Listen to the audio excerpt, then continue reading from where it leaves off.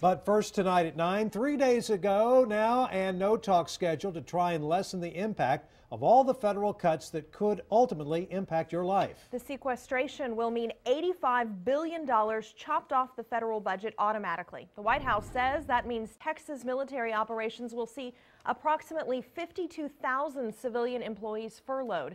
We also learned today, in preparation for the sequester, Immigration Customs Enforcement will release hundreds of illegal immigrants. It's simply too costly to house them, they say. Education is also taking a big hit. The Austin School District says they could lose $4.8 million and more than 100 teaching and staff positions. So if these cuts happen, you're going to also see the impact at Austin's Bergstrom Airport. The FAA will be forced to chop $100 million every month until September. And that's the deadline to execute those cuts. KXAN's Casey James goes into detail now about what this means for Austin Flyers. Headaches could soon turn into migraines for Flyers if the FAA is forced to cut $600 million within 6 months due to the automatic cuts generated by the sequestration.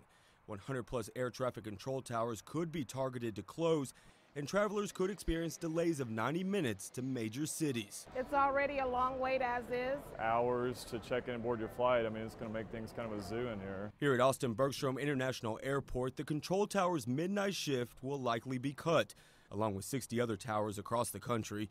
The majority of the FAA's 47,000 employees will also be forced to take a furlough day every 2 weeks.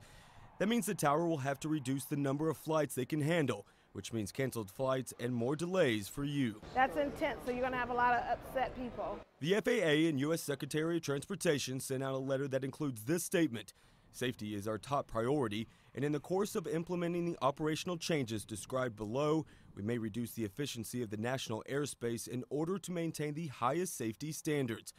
But the cuts don't stop there. Control towers at smaller airports are subject to close completely.